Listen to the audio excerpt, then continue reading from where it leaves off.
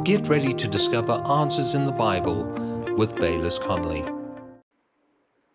Hebrews 12:1. Therefore we also, since we are surrounded by so great a cloud of witnesses, let us lay aside every weight and the sin which so easily ensnares us, and let us run with endurance the race that is set before us. Interesting. Paul talks about laying aside two things. He says, lay aside every weight. All right, a weight and a sin are not the same thing.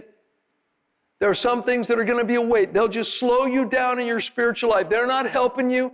They don't come under the heading of sin, but you still need to lay them aside because it's hindering you in your walk with Jesus. But then he said, and the sin that so easily ensnares us, easily besetting sins. Now, I'm sure there's no one in this particular congregation that could relate. So you just think of the other person that this applies to, okay? That person that you know that falls into that familiar sin so easily, again and again. Sort of like the deal that Paul was talking about in Romans 12. He said, let's lay aside the sin that so easily, it seems like it doesn't even have to work at it. It just has to pop its head up and we go for it. Whatever that sin is that so easily ensnares, okay, I want to lay it aside. How do I do it? Verse 2, he tells you how. Looking on to Jesus, the author and finisher of our faith, who for the joy that was set before him endured the cross, despising the shame, and is set down at the right hand of the throne of God. For consider him who endured such hostility from sinners against himself, lest you become weary and discouraged in your souls. For you have not resisted to bloodshed, striving against sin. No, you haven't, but he did. Yes. We need to look to him, and we need to consider him when we're being tempted. When that familiar sin pops its head up and entices you to come, you need to turn to Jesus. You need to call upon Jesus, because the truth is, he has already fulfilled the law. He has broken the back of sin. And if you will look to him by his Spirit, he will bring victory to you. In fact, look with me at Hebrews 4.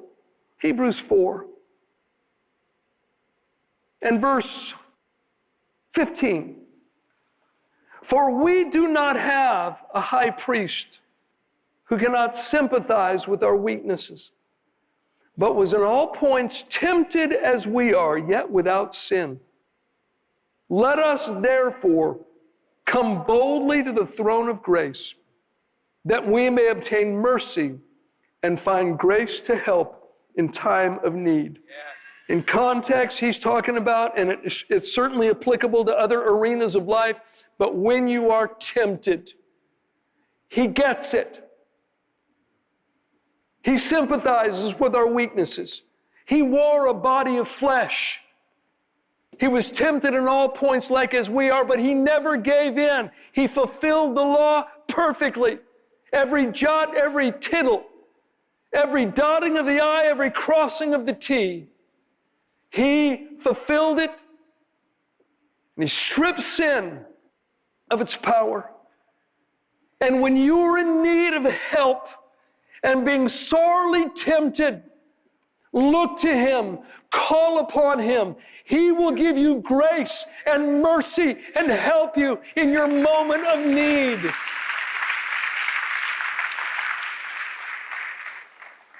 By the Spirit that he has given you.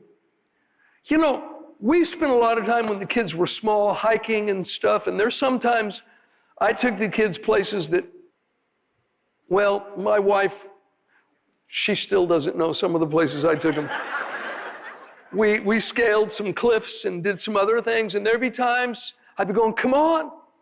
And I said, give me your hands. Like, Dad, no, I can't hold on. I can't hold on. I say, don't worry.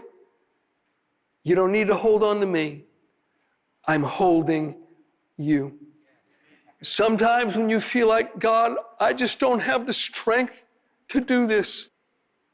Friend, you may not, but he does. You're not just holding your hand.